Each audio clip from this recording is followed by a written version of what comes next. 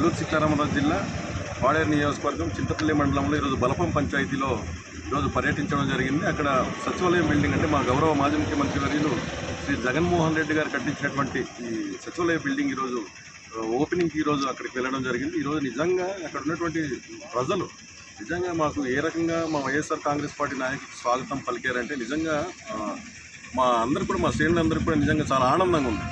అక్కడ ఏ గ్రామానికి వెళ్ళినా సరే బ్రహ్మరథం పట్టడం జరిగింది. నిజంగా జగన్మోహన్ రెడ్డి గారు ఆ రోజు 5 సంవత్సరాల కాలం ముఖ్యమంత్రిగా ఉన్నటువంటి 5 సంవత్సరాల కాలంలో ఆయన చేసినటువంటి సంక్షేమ పథకాలు కానీ సంక్షేమ కార్యక్రమాలు కానీ ప్రతి గడపకు చేరించడంతో పాటు ప్రతి ఒక్కరు పేద బడుగు బలహీన వర్గాలంతా కూడా బాగుండాలని చెప్పి కోరుకుని ఆ రోజు సంక్షేమ పథకాలు ప్రతి ఒక్కరికి చేరడంతో ఈరోజు మళ్ళీ జగన్మోహన్ రెడ్డి గారు ప్రభుత్వమే రావాలి, జగన్మోహన్ రెడ్డి గారు ముఖ్యమంత్రి అవ్వాలని చెప్పేసి ఈరోజు రాష్ట్ర ప్రజలందరూ కూడా కోరుకుంటున్నారు. ప్రధానంగా మా గిరిజన ప్రాంతంలో ఉన్నటువంటి మా పాడేరు అరకు నియోజకవర్గాలు అంటే ఈ రంప ఇవన్నీ నియోజకవర్గాలు కూడా జగన్మోహన్ రెడ్డి గారు మళ్ళీ ముఖ్యమంత్రి రాక కోసం ముఖ్యమంత్రి అవ్వడం కోసం ప్రతి ఒక్కరు కూడా ఎదురు చూడడం జరుగుతుంది. ఈరోజు మేము అక్కడికి పోయినప్పుడు ప్రతి ఒక్కరు కూడా జగన్మోహన్ రెడ్డి గారికి మళ్ళీ ముఖ్యమంత్రి మేము చేసుకుంటాం, ఖచ్చితంగా కష్టపడతాం.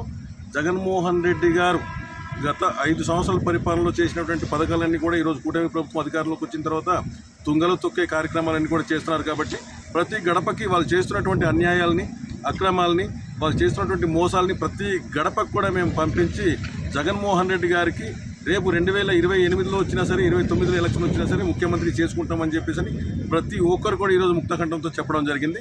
ఖచ్చితంగా రేపు రానున్నది జగనన్న ప్రభుత్వమే, ఖచ్చితంగా వైఎస్ఆర్ కాంగ్రెస్ పార్టీ అధికారంలోకి వస్తుంది.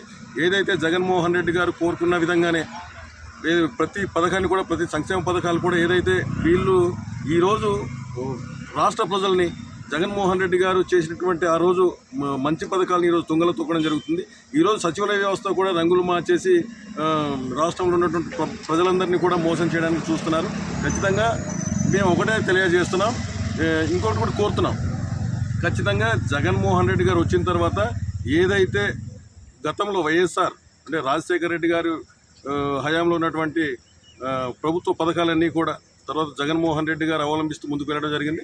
ఖచ్చితంగా ఆ పథకాలన్నీ కూడా ముందుకు తీసుకెళ్తూ సరికొత్త పథకాలు కూడా రేపు 29లో తీసుకురావడానికి జగన్మోహన్ రెడ్డికి ముందున్నారు. కాబట్టి జగన్మోహన్ రెడ్డి గారికి ఖచ్చితంగా మేము ముఖ్యమంత్రి చేసి తీరుతాం అని మేము తెలియజేస్తున్నాం. అదే రకంగా నేనైతే ఒకటే కోరుతున్నాను, రాష్ట్ర ప్రజలందరికీ ఒకటే నేను కోరుతున్నాను, మీరు ఈ కూటమి ప్రభుత్వంలో ఉన్నటువంటి నారా చంద్రబాబు నాయుడు గారు కానీ అలాగే నారా లోకేష్ గారు కానీ అదే ఇప్పుడు డిప్యూటీ సీఎంగా ఉన్నటువంటి పవన్ కళ్యాణ్ గారు చేస్తున్నటువంటి అసత్య ఆరోపణలు ఈరోజు తిరుమల లడ్డూ కావచ్చు, తిరుమల లడ్డూలో కూడా ఆ రోజు ఆవు కొవ్వు లేకపోతే పంది కొవ్వు లేకపోతే జంతు కొవ్వు కలిసిందని చెప్పి ఏ రకంగా అసత్య ప్రచారాలు చేశారు. అది కేవలం వీళ్ళు చేస్తున్నటువంటి కూటమి పాలన బాగోలేదన్న ఉద్దేశంతో డైవర్టింగ్ పాలిటిక్స్ మాత్రం ఈరోజు చేస్తున్నారు.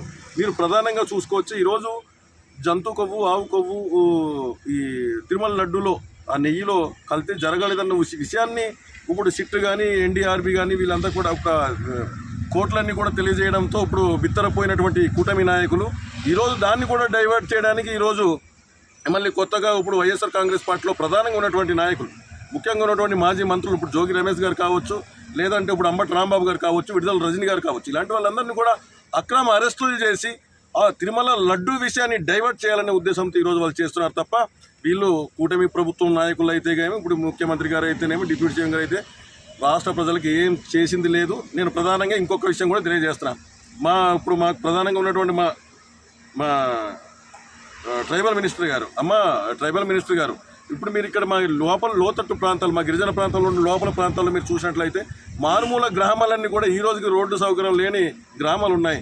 మీరు ఇచ్చినటువంటి హామీలు నెరవేర్చండి. ఇప్పుడు ప్రధానంగా ఇప్పుడు మేము